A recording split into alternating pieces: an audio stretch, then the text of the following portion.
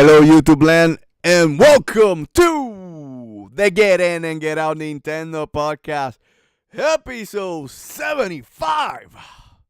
I am your host, Dantes, and of course, joining me like always, Caliones. How you doing, Caliones, in this special episode? Hey, how you doing, Dantes? How you doing, everybody? And this is gonna be just so you guys know, we've already released, episode 74, which is our game of top five game of the years for gonna be similar to one we did last year, but it's gonna be an updated version. So we are gonna be giving out Force in Unison Gaming's top 10 Nintendo Switch games out now. That's going to cover all the games that came out in 2018, all the games that came out in 2017, basically any game that is now available. We have listed it on our personal list of impact. So, Dantes, if you can tell them some of the criteria that we're using to catalog the games and and situate them on which one's going to be number one, two, three, etc., and why some of those games may not be making it there. I will, Caliones, but let's first do that rigmarole quickly so we can start the show. I want to welcome everybody to the Get In and Get Out Nintendo podcast, episode 75. Right here at the Force in Unison Gaming channel. Please remember to subscribe, like, and comment, and hit that bell so you can make these two crazy MFs happy. Also, remember, if you don't want to see ugly faces, it's all good. We got a solution for you. Go to SoundCloud and iTunes and download this podcast for free. Rate us over there so you can show some love. Also, go to the description box below so you can see the full channel schedule. Also, Facebook page at Force in Unison Gaming. And finally, and Dante says finally, go to forceinunison.wordpress.com and give some clicks and love to my boy Caliones. With all that said, are you ready? I said, are you ready? Oh! For the no one in attendance and the no one watching around the world, because again, it's pre-recorded. Let's get ready for Reggie's hot topic of the week. My body is ready. My body is ready. And what is the hot topic? Like Caliones explained, we want to do 2 videos every year in Christmas. We're starting a tradition, Caliones. The first video is our top 5 Nintendo Switch games of the year.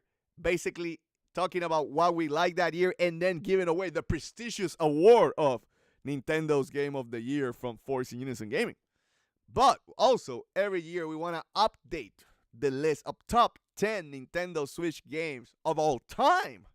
And that way, every year, if our experiences changes, there's games here that we didn't put in the top 10 and they didn't made it because either A, we didn't have a time to play, like enough to play, like Octopath Traveler, to give you an example. So spoilers, it is not in the top 10 because we didn't get a chance to really dive into it like we want to.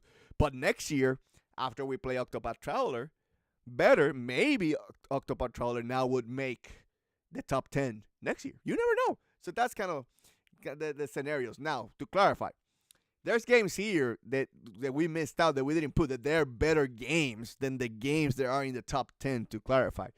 But what we decided to do is we wanted to pick games that both me and Caliones played, at most that we could. There's some that maybe we didn't get a chance to play, like one game that I didn't get a chance to play, but we put it because of the impact also has on the console.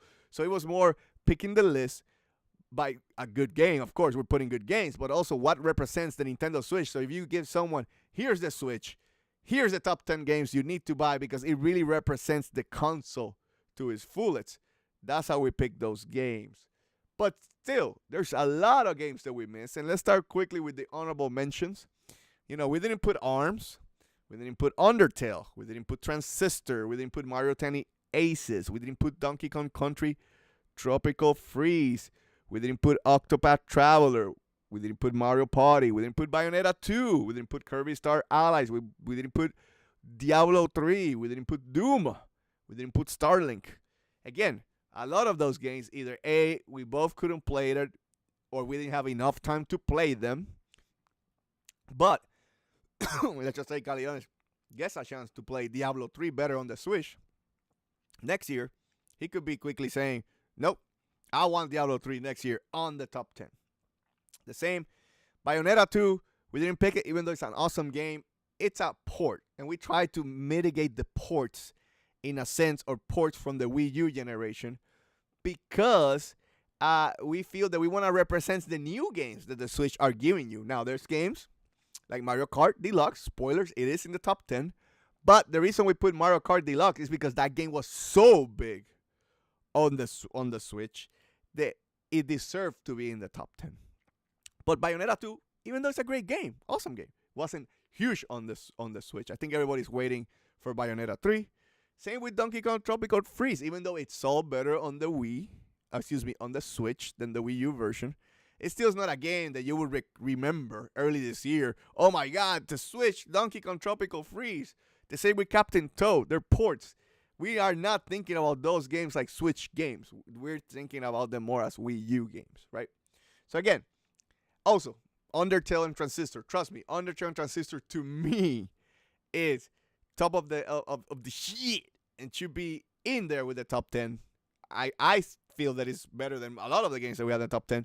But again, Caliones didn't get a chance to play it. They're basically a couple years older. You don't think about the Switch for those games, right? Transistor, you think PS4, and then Undertale, you think of PC gaming. So again, we wanted to pick games that really represent. When you say this game, you think about the Switch. That's why we picked the top 10. So we pick. I don't know if you want to add anything, Caliones, before we dive into the top 10. Yeah, I mean, it's going to be a mixture of things. So we're going from everything from ratings to sales to impact to moving gaming forward. So it's just a collection of things on the games that we have played. And like I said, this is 4 seniors in gaming's best top 10 Nintendo Switch games up until now. So there's going to be, of course, certain biases, and not biases because of we want to have a game rated on top of another, but because we may not have played enough one game or not played it at all. So we're not going to include some of those games on here, like Dante said, as we get updated, as we catch up with other games, because it's only 2 of us. It's not a big voting system where you have dozens of hundreds of people voting and try to place for certain games and try to see which ones gets rated on the top. So it's not like that. It is our picks, and we have to select games that we have dedicated time to. So we have a pretty good idea of what the game brings and if it does deserve to be on the top 10. So just so you know, there's, like he said, the list itself might be changing at some point. Certain games that have already come out that are not on the list might make it there at some of the points. But it's not going to be because now we're feeling this way about certain games and then another one that we play later on we want to put it. No, it's not because of that. It's because as we get access to more games, play more games, and get to compare those games with the ones on the list, we will continue to do to add and subtract from the ones that we have on there. So so I think we've said everything that we need to say. Are we ready for the top 10, Dantes? Let's go, Caliones, with the top 10, and I'll mention the list. I'll say the game, and then of course I'll let Caliones speak first, because the first game on the top 10 is gonna be a surprising one, and there was multiple reasons why we picked it. But we'll get into the details soon. But basically, the top 10 best Nintendo Switch game for Force in Unison, of course, our opinion, is Sonic Maniac. Maniac, I said Mania. Mania, Sonic Mania. It's Maniac too. It's a Sonic is the Hedgehog. I mean, you've seen that poster? I mean, he looks like a maniac. Anyway, Sonic Mania, Caliones. What is your thoughts of Sonic Mania and why you think we put it in the top 10?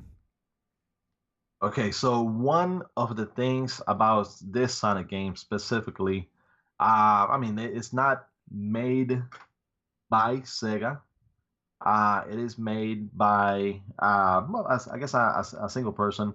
He was creating a Sonic game more in line with how the Sonic games from the Genesis era, the original Sonic games were. So it's a throwback to the previous Sonic game. It's not a 3D Sonic games. It is a 2D Sonic, and captures what made the original games fun, what made them, in a sense, chaotic. It adds the speed and the in a way that how for those of you and probably Dantes, because Dantes, he was an extremely big fan of Sonic.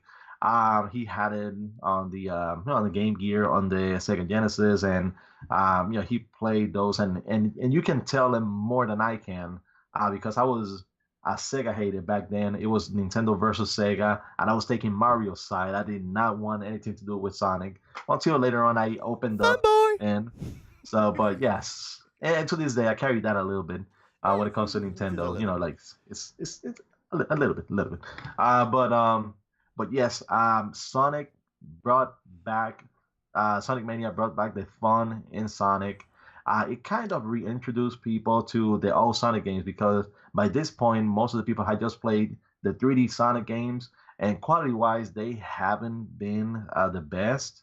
It's been a while since there has been a pretty good 3D Sonic game, but this opened up people that haven't experienced the earlier Sonic games, or those that did experience it and they were missing that magic that the old games used to have. Finally, Sonic Mania delivered, and it is now on our top 10. Okay. For me, it's the reason we fought and decided to put Sonic Mania. Again, Sonic Mania is not better than Donkey Kong Tropical Freeze, or better than Transistor, or better than Undertale, or better than Bayonetta 2. Not at all. But the reason we decided to put it is when Sonic Mania came out last year, that was a huge impact. And more on the Switch. A lot of people bought this game on the Switch because A, you had the old rivalry from Nintendo and Sega. B, portability. I played Sonic Mania twice. I beat it twice. First time I beat it normal on my TV. Second, I was doing a business trip, and I took Sonic Mania with me to play it, and I found it even better as a portable, Caliones, than on the TV, right? Because again, smaller screen, graphics pop really well with that 720 screen from the Switch. And it captured the feeling of the old Sonic games. I played all the old Sega Genesis Sonic games, Sonic 1, 2, 3, and Sonic and Knuckles. Loved those games. And this really captured that feel, that old feel of speed, of adventure, of fun. It's just a fun game. And I think the biggest surprise, Caliones, is to your point, is Sonic has been crap. It's been doo-doo for many, many years now. And it took someone not in Sega to take Sonic back to the old glory days, right? Because admittedly, yeah, Sonic and Mario was competing in the 16-bit days. Okay, fine. But, Mario's always been top quality. As Mario transitioned to 3D, it's just left basically Sonic behind the rear mirror. It's like destroyed Sonic, where the quality of Mario, when Nintendo says we're doing a Mario game, they're making sure that game is top-notch quality. Sega forgot about that completely. But Sonic Mania brought back those memories, and I think it belongs in the Switch list because, again, it did a really good job on the Nintendo Switch, and it had a good impact on the Nintendo Switch. Anything to add, Caliones? If not, we're moving to number 9. Well, let's go ahead and get over to number 9, but before we leave number 10, enjoy Sonic Mania, because Sonic Forces wasn't as good as some people would have liked for it to be, and also because that the new Sonic game, which is probably going to be a tie-in to the movie, is going to have Sonic with steroids for legs, and it's not going to be a fun Sonic game. So enjoy this one. Okay, let's go with number 9. Number 9, another game. I didn't get a chance to play it. Caliones did play it, but we decided to put it in there, right? Again, based on Caliones' feedback and review, because a big important thing, as we can, is both have played the game. If not, at least one of us had to play the game. We are not putting anything in the list that some of us haven't played. But that number 9 belongs to Pokemon Let's Go. Again, peeps, before you kill us, we're not saying Pokemon Let's Go, it's better than Doom, than Diablo 3. No, we're not saying that. We're just saying that Pokemon Let's Go had a huge impact. Huge impact. on the Nintendo Switch. You have to admit that. The sales of the game shows it. And you had a lot of people having a lot of good time with the game.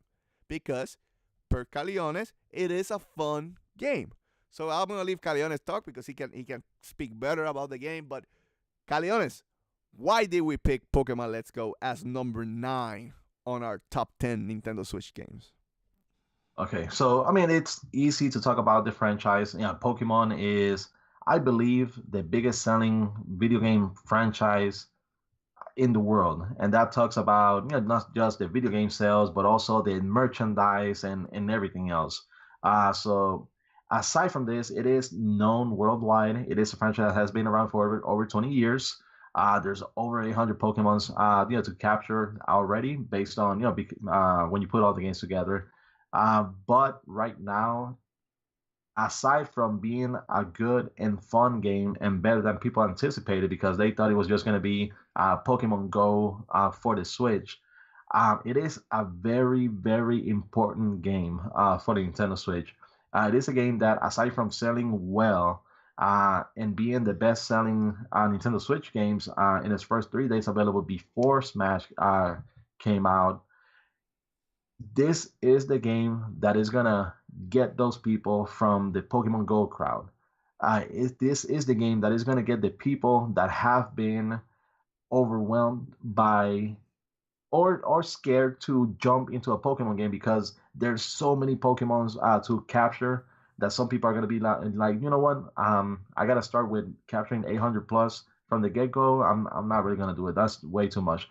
Pokemon Go is gonna be the bridge that is going to bring those people that have never played Pokemon before or haven't played for years because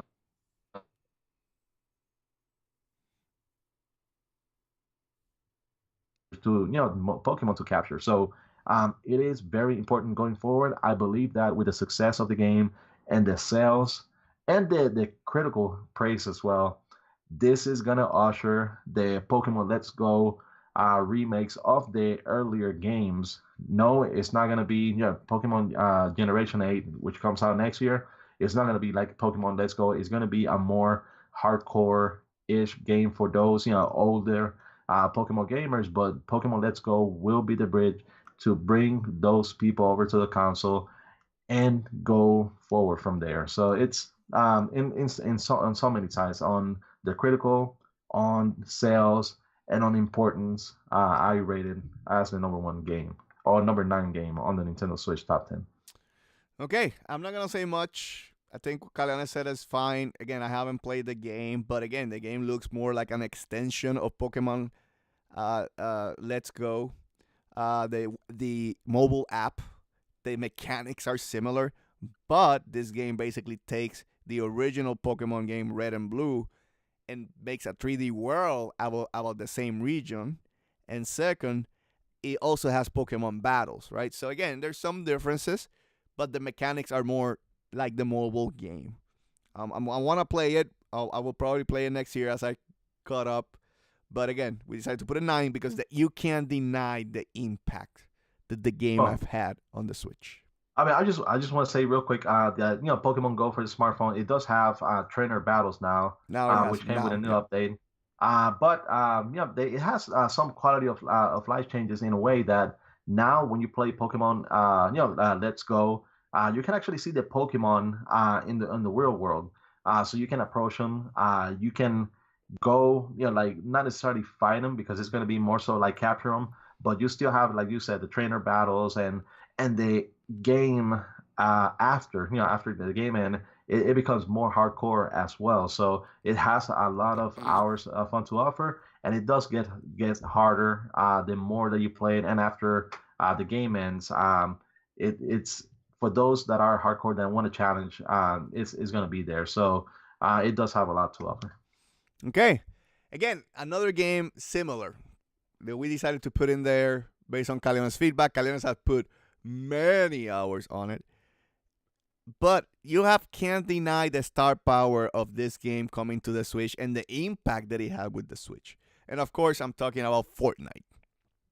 Caliones, that is our number 8 game, Fortnite. A lot of people are typing in the keyboard, Fortnite. Yeah, I'm the same way. Trust me. When Caliones was pushing for Fortnite, I was like, yeah, that crap. But at the same time, after thinking about it, the impact that it had on the Switch, the amount of players that play Fortnite on the Switch is immensely, you know, and it was one of the driving force for getting cross play with Sony because the Switch came in and became popular enough that it was worth it for Epic to go and say, let's fight this battle. We want Sony to unite and also be cross-platform play. So the impact on even on the industry can be denied by this game, Caliones. But I'll let Caliones talk more about it because, of course, he's the Fortnite player. He has spent many, many, many hours on it. So, Caliones, Fortnite. Why is Fortnite our number 8 game of the Nintendo Switch? Yeah. Well, I mean, when it comes to the game, the premise is simple. You go to a battle. If you're playing Battle solo, Battle Royale, you go and fight against 99 other people and try to see if you come out on top. Great thing about the game is if your character gets killed off quick, you can quickly load another game, and within a couple of seconds or a minute, you're already going into another battle. So it is quick from going from battle to battle. Even though you have 100 players, you still have the duos where you can team up and fight against 49 other teams of two people, or you have the squads where you can go 4 against 24 other teams of 4 people each. So aside from that, it's been receiving updates constantly. So Epic has done a great job of offering via the different seasons and that they have. So they give you different themes, different lore, different characters. For those of you that have, can get the battle pass, which you can do it by, collecting V-Bucks within the game or by, purchasing V-Bucks as well. I know that people don't care for microtransactions in games, but there's no pay to win aspect on this game. It doesn't matter how much money you spend on there. It's not going to make you better unless you spend it on a really good computer and do other things, added to it. That's about it. But this is more so cosmetics. It's about just collecting different dances, emotes, skins. So that's the whole microtransaction part of it, which I am okay with because as long as it doesn't give you a competitive advantage, I'm fine. You can add any of those things, and I'm okay. But the game itself is free to play, so you already get the game for free. Anybody that owns a Nintendo Switch can download it right now and play it and enjoy it. But they continue to add more things, like the latest update, which was the creative, portion of the game. It makes it a little more like Minecraft. You already had the building aspects in it, but now you have your own private world where you can create your own creations. You can invite other players to it. You can set rules on how people play on within your world, and based on your friends, you have a hub where you can access different worlds as well. So it is a pretty great concept, great game. It continues to evolve, and Epic continues to pour the love to the game. Yes, the game is right now the biggest game in the world. It makes Epic over $1 billion every couple of months. But just because a game is popular, just because a game is big, is not a real reason to hate it. This is a really good game. The gameplay is really solid, and the impact that it has right now is unheard of. Like you said about crossplay and all of those things. Thanks to a game like Fortnite, they were able to push through, and Sony was able to agree because they want a piece of the pie, and this is way too big for them not to be a part of it. Okay. With that, we're moving to number 7 because, again, I have much to say about Fortnite, but I do have something to say about the next game. Number 7, even though we tried to minimize the ports, we decided that this game was too big, impacted too much to leave it out of the list. And, of course, I'm talking about Mario Kart 8 Deluxe, Caliones. And the reason we decided to put it, even though you have a little bit more content, you had all the DLC characters, it was it was the same game as the Wii U, but I think it was the right time to bring this deluxe type of game, Caliones, because You needed a fun Mario Kart racer on the Switch on the get-go with good online, in quotes, and a good couch multiplayer. And the Switch is perfect for that because it's a portable system that you needed the Mario Kart in there. But anyway, with that said, Caliones, what are your thoughts of Mario Kart 8 Deluxe being our number 7 game? I mean, it's just, the definitive edition of the best Mario Kart game ever created. Like, you already had a superior Mario Kart game on the Wii U, which you cannot deny that is the best Mario Kart game out there. They continue with the same formula. They brought it over. It is the same game, albeit that it does include all the DLC that was available on the Wii U. You have it collected on the Nintendo Switch, but it does give you improvements. The online is a breeze. It is smooth. It runs great. And overall, there is no better Mario Kart game out there. On the other systems, they pale in comparison to this one. The only one that I may be looking forward to more than this one is the Mario Kart VR game that they have in Japan. I believe that at some point they're going to bring it here to the US. I'm really going to want to try that one, see how it is. But yes, Mario Kart 8 Deluxe, you cannot deny the impact. It is a true system seller on the Nintendo Switch. Maybe they'll bring it to the PlayStation VR. Anyway, Mario Kart 8 Deluxe. I agree with what Caliones said. I think it is kind of feel the same vein because he had all the DLC, and some people could have bought the original Mario Kart 8 on the Wii U, but they didn't buy the DLC, like myself, right? And it had all the DLC, so it almost felt like Smash Bros. Ultimate in a sense that this is the ultimate Mario Kart experience, right? And of course, the game is still always fun. Mario Kart games are always fun to play with other people. So again, I think it was a great game to bring to the system. Everybody had their favorite characters. I was happy that I was seeing kind of like other characters out of the Mario world, in the sense like Link being there, because I believe that's the next step for Mario Kart, is doing the Smash kind of approach and having third-party characters in a Smash game. You see what I'm saying, Caliones? Imagine Bayonetta just driving around in her cart. It would be fun. And it's gonna be even easier because you don't have to worry about having so many different balancing movesets for the carts. They're just carts. So yes, there's gonna be about which one can accelerate faster, which one's going to be heavier, which one makes the better turn, and things like that. But that's just going to be it. You don't have to worry about. But Nintendo has a chance to make Mario Kart, in my opinion, like a Mario, like Super Smash Bros., where people are crying and screaming, "Oh, I want my character in there! Oh my God!" There's a chance. There's a nice chance here, but we felt that the game was too strong. Did so well early in the Nintendo Switch life cycle, still doing great, because right now the bundle that Nintendo is selling is the Mario Kart bundle with the Switch. So we decided to put Mario Kart Deluxe as number 7. Let's move to number 6, Caliones. 6 is an interesting game. It's a game that is interesting in this sense. It's interesting because originally I thought it was a crappy idea. Now, admittedly, Caliones was a champion for the game from when it came out.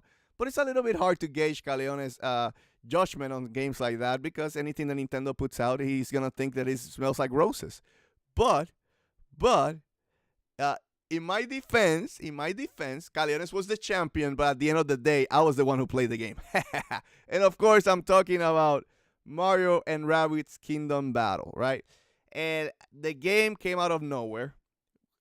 It was a surprise. I still hate the Rabbids. I wish that this game would have been more geared to just Mario characters itself, and it would really bring out the Mario RPG feel from the old Super NES days if they would have done that, and that's what I would have preferred.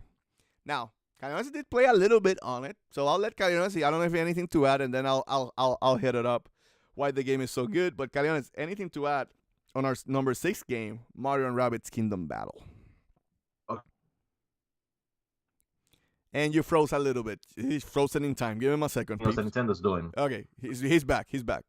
Oh, he's back. Okay, Caliones, go back. Now you can start from scratch. We kind of lost you there for a minute. Go ahead. Okay, so so I was gonna say that one of the things about this game, and that brings it into context is, and that makes me actually feel more confident in, is that that the Super Mario movie is being made right now. It is being made by I believe it is Illumination. and the makers of Despicable Me, the Minions games, and it was hard for you to see Mario in as a character in a movie. Like it's one of those characters that you feel like it's kind of difficult for him to be translated into the movie verse, and for them to be do a good job. But when you see the opening cinema of Mario and Rabbids Kingdom Battle, when you see Mario, Luigi, Princess Peach tie in with when the Minion characters and all of those, they actually do feel alive. They feel characters. They don't feel out of place. They don't feel like they're doing anything else that they're not supposed to. And that beginning, it's a perfect setup to how the game looks. The game, it might not be running at 1080p, but the game is very colorful, very vibrant. The graphics look great. Ubisoft did an amazing job with the game and the gameplay. Some people, will say that they actually borrowed from X. From XCOM, yeah. Caliones, we're losing Caliones a little bit. His internet is a little bit bad today, but uh, It's a little bit difficult as well. So you can talk about more of that about that aspect, but it really and aside from that, the game really sold well as well. So it encapsulates what a Nintendo game. It feels like a Nintendo made game, even though it is made by Ubisoft. I agree. I was gonna say, if you look at my games that I play, I put many hours on. I would never expected that I would have put 50 hours on this game, and this was the perfect game to play in short bursts. Like this game, it was awesome. I played it mostly portable, even though the game looked great. And when I put it in the TV, I was like, "Oh my god, this game looks awesome." But I play it mostly portable because it was an easy, quick and pick up. Oh, I'm doing this, I'm doing that. I just want to do a quick play, do a couple of battles because again, being more of a strategy game or like an XCOM type of game, the battles could easily take half an hour depending on how the battle was flowing and how you were changing your strategies in battle. But anyway, how they implemented that gameplay into a Mario game with guns, right, was well made. And again, to Caliana's point, it felt like a well made Nintendo game, not a Ubisoft game. And thank God it was a Nintendo approved game because if not, Ubisoft would have put a microtransaction up the wazoo. But they were maintained as DLC only, which is good. The other thing that I have to say is this game had one of the best boss battles of all time, which is the Opera Rabbit boss battles. If you guys play that game, you know what I'm talking about. It was one of the funniest boss battles of all time, and I'm telling you, if that is one of the best boss battles, I'm putting it up there with some of the best boss battles like God of War. So again, that's how how high I think of that boss battle specifically. Uh, but the game, to Guidance Points, was a tough game. It was not a kids game at all. Trust me. It was nice. It was cute. But once you got into the meat of the game, I do expect a lot of people getting stuck in the game. It was not an easy game. I cursed plenty of times. That last boss fight against Bowser was a bitch of a boss fight. So again, tough game. Still really good game, really challenging game, Caliones, and it does deserve, I believe, to be in the top 10 for a long time. So it's our number 6 game. It belongs there. Anyway, with that said, Caliones, let's move to the number 5 game. And we're halfway mark already, 30 minutes in, so we're doing good time. And then the number 5 game is, even though I did not play it a lot, I did play enough. Some online multiplayer. We had a good time with doing some challenges in one of the Force Innocent streams. Me and Calione went against each other, so it was a good time. We went against also our subscribers, so it was a fun time to had. And of course, I'm talking about Splatoon 2, one of an important game for this channel, because in the early days when we were trying to build subscribers, it was an important game to play and have people come and look at us and say, you can have a good time with us. And that's why I do feel I can't, even though it's not my cup of tea, I do admit that what I played of the game, it's a fun game. It's a fluid game. It's a fast-paced game. I can see the fun in it. I can see that you can spend hours and hours lost in this game battling people because it is a well-made multiplayer game. And on this one, I'm talking first because I won't have much to say. Caliones, I know we'll have much to say. But that's what I feel about the game. What I played, I felt that it was fun. I saw the gameplay. It's not my cup of tea again because I'm not a multiplayer type of person. It's not that I hate multiplayer that I cannot play. It's that I don't want to spend so many hours in a multiplayer game when I have 100 other games waiting for me in the background. That's my problem. I just can't. But if you spend the time, if you train, you can get really good in this game, Caliones, and you can have a really, really good time with the game. And you can see why the Inklings are a tough character in Smash. So anyway, with that said, Caliones, I'm gonna let Caliones talk. Caliones, what are your thoughts about Splatoon as our number 5 game? Well, it is undeniably better than the first one, than the one that came out back in 2015 on the Wii U. It is a game that it does have a single player experience. You do get to, like it is pretty sizable. So you get a pretty good, it could be anywhere from 6 or 8 hours, single player while you complete it.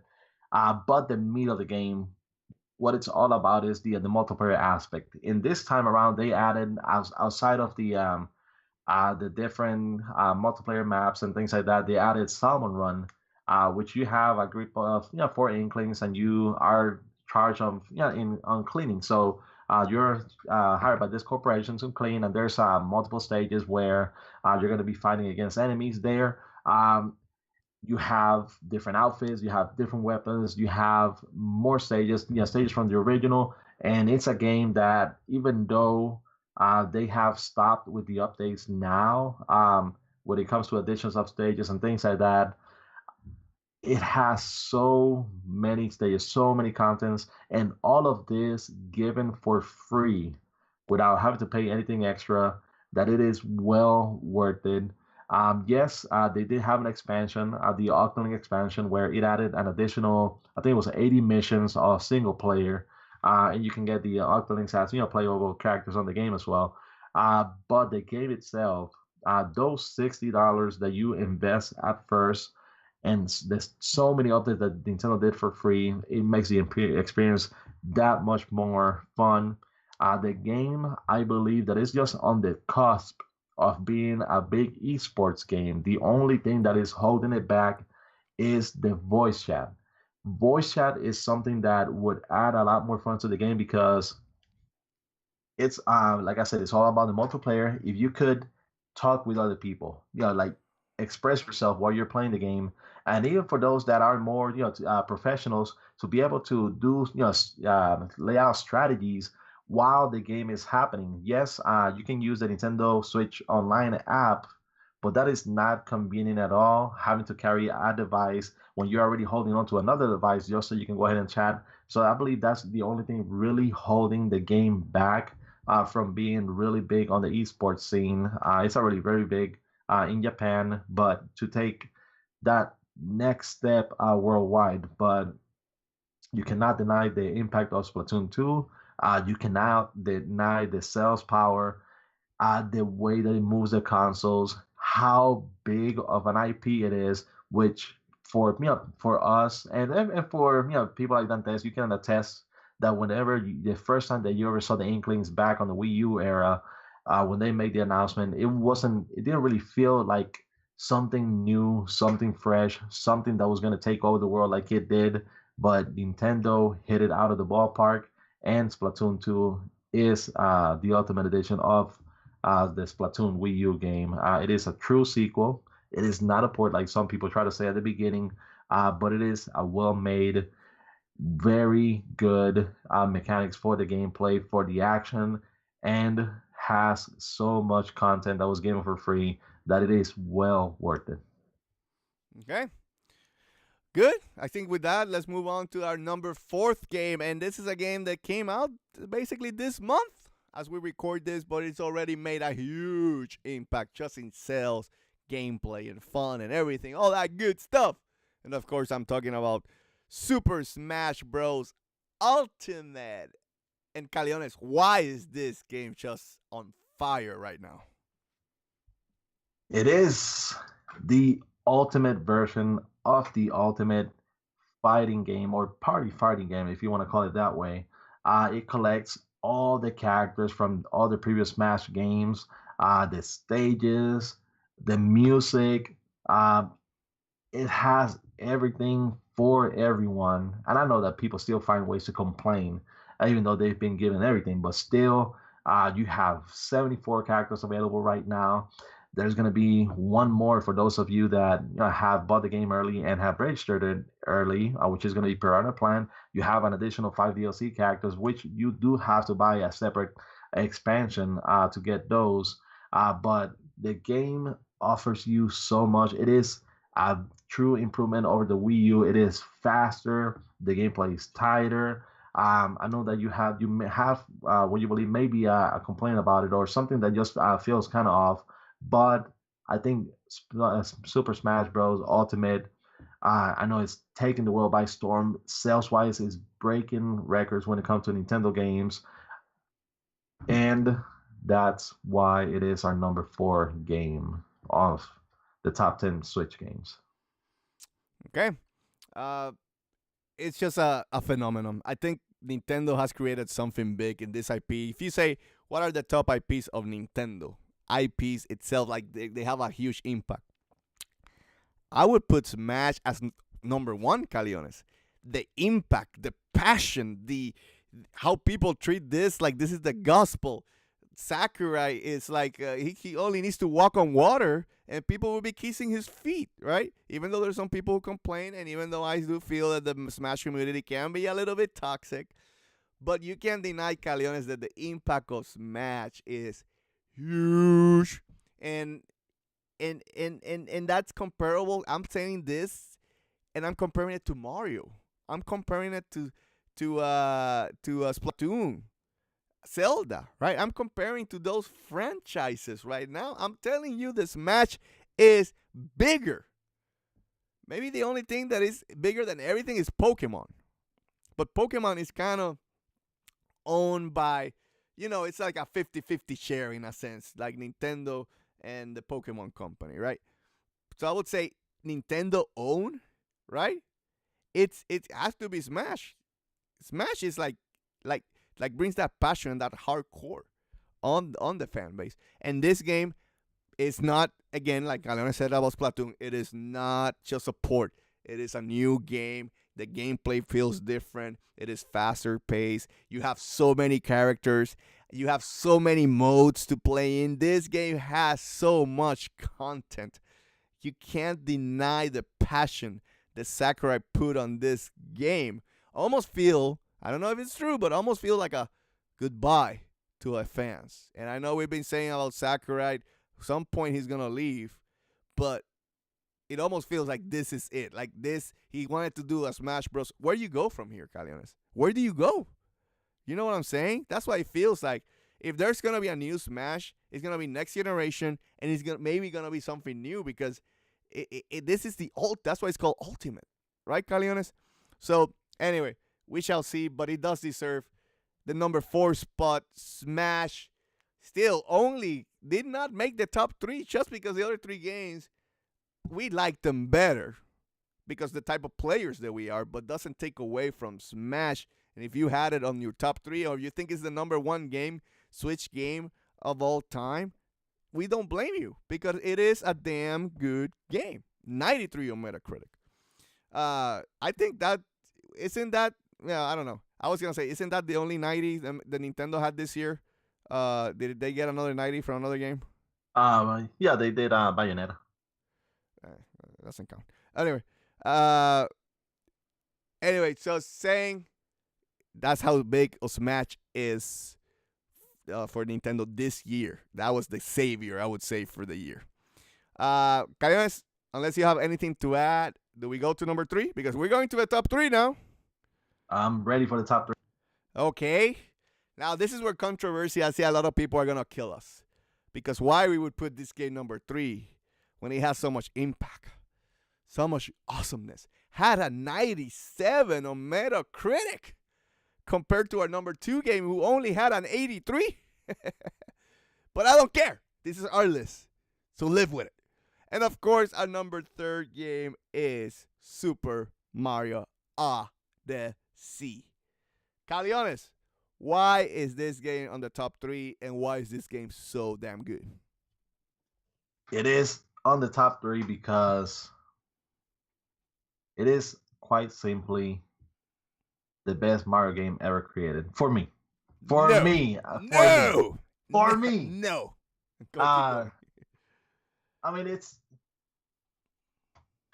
the same way that Mario and Rabbids Kingdom Battle gave you the cinematic feel to Mario. I believe Super Mario Odyssey pushes it over to a new level. Oh, he got stuck again. Give it a minute.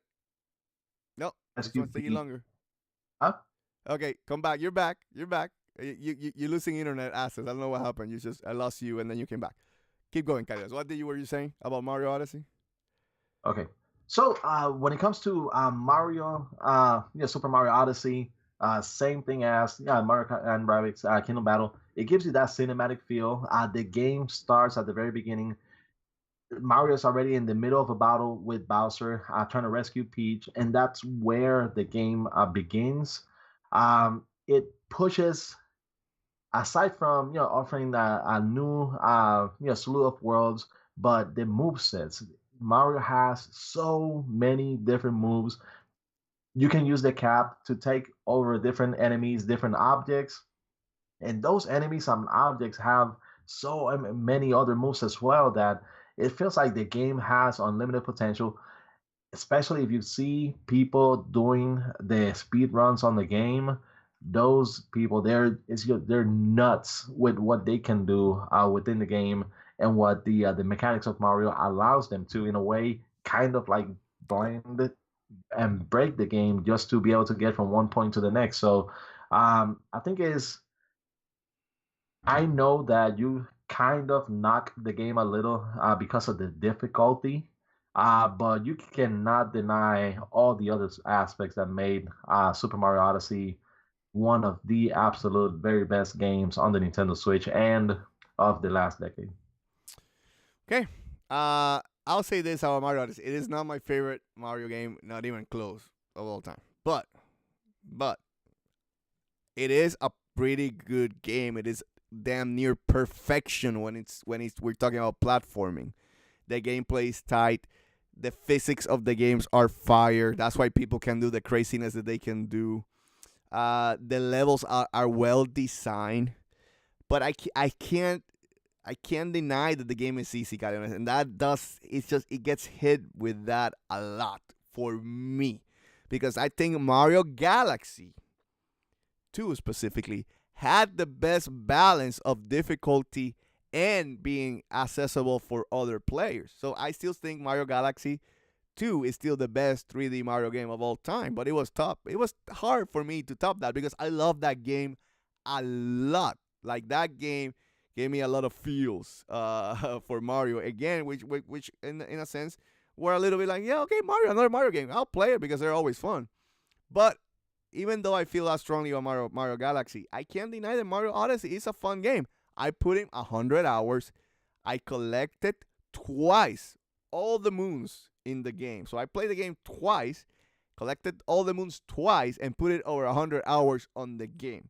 If that doesn't tell you that I like the game, I don't know what else to tell you.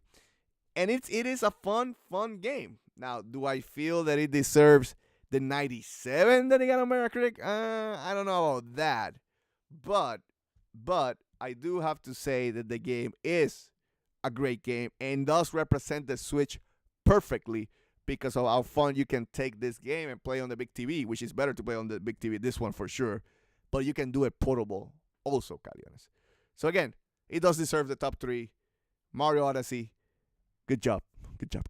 But let's go to number 2, Caliones. And this one, I didn't have to twist my arm too much to convince you.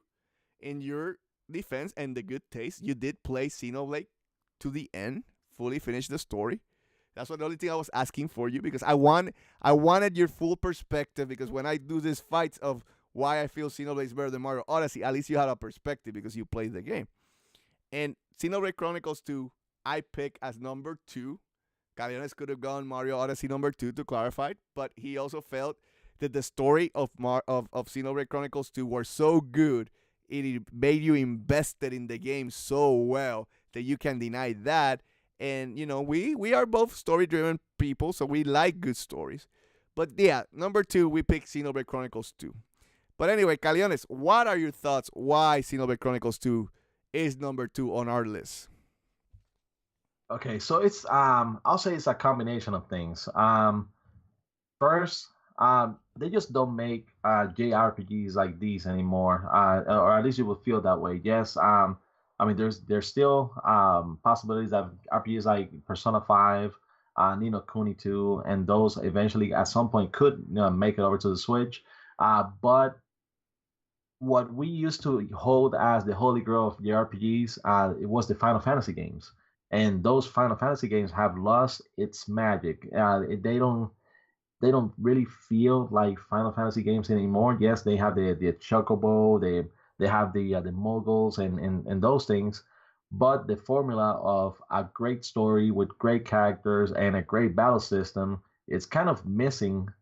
But Monolith Soft, they did a great job of capturing that again, because they've been making great Xeno games. But and you can attest to this because in your review, and I'm gonna say it, you call this, aside from like the graphics being good. Yes, there's certain instances where certain things that might not look as good, but that's because it's pushing the system, or at least the engine, because it's based on the Xenoblade Chronicles X engine. The characters, for the most part, I didn't really find any of the characters not to be likable. I actually like all the characters in the game. I enjoy those characters. But the battle system is, once you learn it, because it's not easy. At first, you're gonna manage with just pressing a couple of buttons, fighting the enemies, and that's it. But when you start getting to the later part of the game, you have to dominate the battle system. It is very difficult to master, but once you master it, it is very, very satisfying. Like Dantes, he did post a couple of videos where he was fighting, some of the high level beasts, and he was to take again? care of those beats. Okay, huh? He's back. You're back. You stop at. I posted a couple of videos fighting high level monsters, but go ahead. Keep going. Yeah. So and one way that you can see it, and in the testing, I can attest to this, is that if you go to our channel, there's going to be some videos made by Dantes where he posted himself, fighting against high level monsters with characters that weren't necessarily high level, but the battle system, it's, in a way, if you can dominate that battle system, which is really, really hard to master, the payoff is immense. It is very fluid, and it is probably, at least for me, one of the best battle systems that I've ever, played on our RPG. Maybe the best one. For you, you said that is probably the best, fighting system ever. And of course, then you go over to the music. The game may not have been nominated for the Game Awards, but the music should not be overlooked. This is one of the absolute best music compositions of any game out there. So it's just the collection of things, from the characters, from the story, from the graphics, from the battle system, from the music. It's so well done that it does deserve to be, at least for 14 Gaming, the number 2 game on the Nintendo Switch. Hey, thank you for that, Caliones. Well said. I'm just gonna add to what Caliones said. I agree. I feel it's the best battle system of all time for me. It's just there's so much stuff that you can get out of the battle system once you understand it. And I wasn't even that good. There's people who post videos that are really damn good understanding the battle system, right? But the way you can pull driver combos, the way you can put blade combos on it, right? The way you had to manage multiple characters, because you were not only managing your main characters, you were managing their blades too, right? How their affinity was with the characters. To Calione's points, there was not a single character that I hated in this game. Love all the characters. There were standouts to me like Morag, who I felt kind of took that same role as Dumban in the original Xenoblade Chronicles. Rex, even though I don't think Rex was as good as Shulk as a lead, I think that's also because the voice actor of Shulk was so damn good. But still, Rex was a likable character. Zeke, funny ass character. Love the interaction with him and Pandoria. You gotta admire that. Even Tora, the Nopons. Typically, Nopons are kind of like brain dead a little bit. This guy had a good character arc developed through the game. The antagonists, well put up characters, and more so if you played Torna the Golden Country, to clarify. But you understand their why they do what they do with the Malus and Jim, right? So again, top character work. Voice acting was hit and miss. I'm not denying that, but some of the characters who did good voice acting really hit it out of the park. Music, to your point, kind of music is really, really good. It's on iTunes. You can buy it on iTunes. Go ahead and buy it. That's how good this music is that they put it on iTunes. Okay, and you know what? And this we have to put it number 2 because this game gave so much to this channel. Our top video is, the best way to get Blades. Has over 130,000 views and help us get a lot of subscribers. Admittedly, now that the video has gone down, our subscriber count has started to dwindle a lot. So we have to figure something out next year. But my point to that is that the Xenoblade has given us a lot of content in this channel. Love the game. I consider Xenoblade Chronicles 1 my favorite game of all time, right there with The Last of Us. It's like a fight between both of them. Because some days I say Last of Us, some days I say Xenoblade Chronicles 1. Even though this game did not reach the heights for me of Xenoblade Chronicles 1, because the story I do feel stronger in Xenoblade Chronicles 1, I can't deny that they did a lot of things well in this game, like the battle system. Maybe if they would have cleaned up some of the weaknesses, like the field skills on the blades, which suck. It was awful. The side quest, even though it's better, there was times that you get stuck because you didn't have the right field skills. I did not like the gacha system, in a sense. But again, to Nintendo's benefit, they could easily beat a microtransaction where you would buy more and more cores so you don't have to grind them. I just wish the grind was better handled in this game. Like Xenoblade Chronicles 1 did a good job handling the grind. I never felt that I grinded in that game. This game I felt that I grinded because I needed to get cores and cores and cores so I could keep opening. So maybe I get a rare blade because I want them all the rare blades, right, Caliones? But at the end of the day, it's still an awesome game. I put over 500 hours in this game. And when I end this, when the Nintendo Switch life cycle ends and I look back at it, I'm always going to remember Xenoblade Chronicles 2.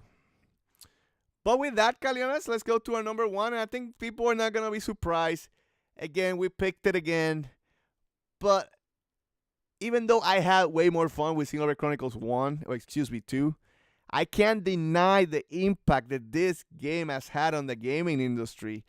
And how good. I still put over 300 hours. That's still, again, not a small chunk change of time. And of course, I'm talking about Zelda Breath of the Wild. And that game changed the way Zelda was portrayed, I guess you could put it. It moved Zelda forward. It became an open air. They call it open world, open air. We've seen many open world games. And I would say that even the open worlds, some games have done open world better, right, than this game. But this game physics took it to a whole new level. If you see the videos of people, how they interacted with the world, it was crazy, Caliones. It was crazy that you could do whatever you wanted in the game, right? And at the same time, there's some things that I missed. I hated weapon durability, Caliones. I hated that there was no like big ass temples, right? It was more like a mini shrines. that stuff hits me because as a Zelda fan, I kind of miss those things. I'm hoping in the next game mixes all with new and makes something even better. But still, I can't take away that I had a lot of fun with this game and spent a lot of hours with this game.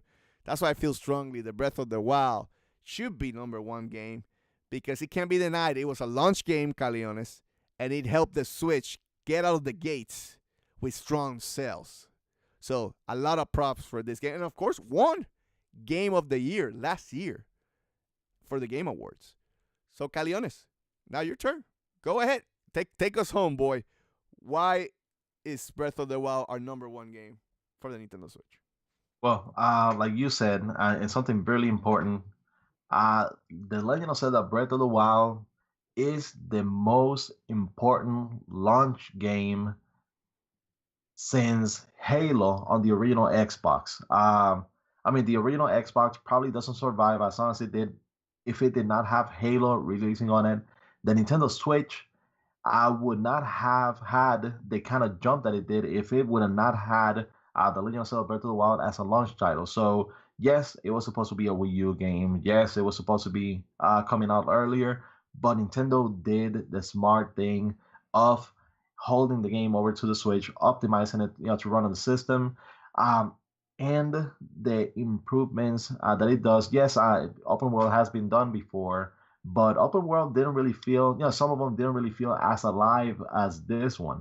I mean, it doesn't matter where you go, you're gonna see different things. You're gonna see a group of horses over here. You're gonna stumble into little towns on this side. You're gonna find like monsters that are taking a slumber on here. So there's always a new discovery, and more times than not, when you're playing the game, there's probably something new that you haven't seen before that you're gonna stumble upon and discover. So I didn't personally have a problem with the weapon durability because there's so many weapons scattered around the game world that you're Yeah, but always the gonna have a Master Sword, weapon. Caliones, the Master Sword. Yes, but I was gonna say yes, but except for like when you get the healing shield and the master sword, you feel like those are the ultimate weapons that they're not gonna be, they're unbreakable, and you're not really gonna need anything else. But that wasn't the case. I mean, if you this you really have to do the master trials to kind of like unlock its ultimate power. But still, I really enjoy the game. If for those of you that want to, you don't really have to go and do anything. You can start the game, you can exit the plateau, you can go straight to the castle and try to beat Calamity Ganon if you wanted to. You like that's the options that the game gives you. They're insane. Like you can do a speed run, finish the game. That's it. Or you can just go through all the discoveries that you want to get on there. Like and when we talk about discoveries, you can tell them about the discoveries that you did. You can tell them about the amount of time that you spent on the games. So how many hours, how many things did you do on the game? How many times did you play it, Dantes? Well, I played the game twice, admittedly, and I played the first time I did 100% the game. I get all the Carico seats, whatever it's called, The core Korok seats. seats, and the gift that they give you is BS. Let me put it that way. But the second time was even funner for me because I played in master mode, I guess you could call it, or in hard mode, and it really challenged the gameplay. Really challenged you. Admittedly, once you level up and kind of if you can get the Master Sword early, things become easier. And more if you get the Master Sword and do the trial of the sword in hard mode early. I know that's tough, but it's kind of like the game rewarding you for your hard work. Like this game is hard if you like hard mode, but if you do all this stuff, Caliones, we will reward you, and you're gonna feel more powerful than those monsters, right? And the game was hard in hard mode, so I like that. I like the challenge on it. But the game, I spend so many hours because I like getting lost in the game. I like when you're stressed from work, just go into that world. You belong in that world. You just walk around trying to find new stuff, new treasures.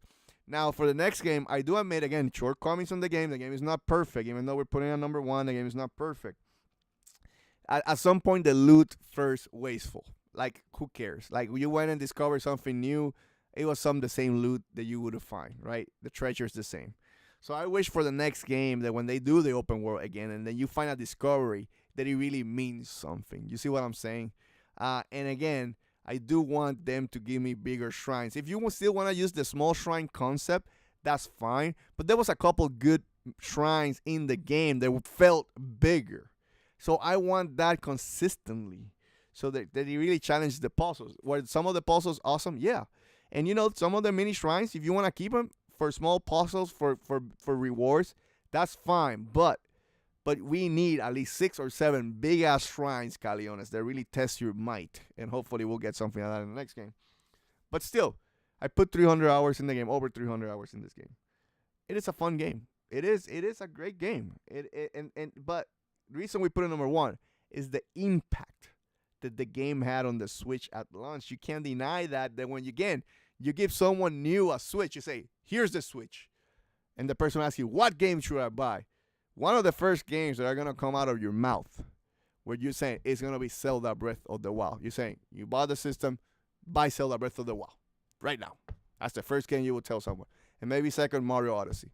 Can't deny it. Even though it's number 3 on our list, you're going to say Mario Odyssey. And then you can play the game of what type of games you like, blah, blah, blah. You should buy this and that. But you can't deny that the 2 games you need to tell everybody that they need to get with the Switch is Zelda Breath of the Wild and it's Mario Odyssey. And those 2 games came the same year, Caliones. That's why, to me, it's going to be ever. Out of our list, our top 10, like 7 of them are from games that came out last year, Caliones. That's what I mean, that the 2017 will never be compared by Nintendo. There's no way in hell that even 2019, I know you're trying to defend it a little bit, which is fine. You feel strong that they're going to have a more round year. But the games that are coming out, there's no that's the same impact. There's no way in hell. Yeah, I know Animal Crossing, I don't care about that game at all. I know there's a lot of fans, but Animal Crossing, whoopie-doo. Woo! Whoopie-doo. Anyway, we'll see. 2017 was a banner year for Nintendo, and our list just showed that, Caliones. Just shows that. Look at that. Look at the amount of games that we have from 2017 in that list. But we'll see. Maybe when we do this list, 2019, in December, if we're alive, we'll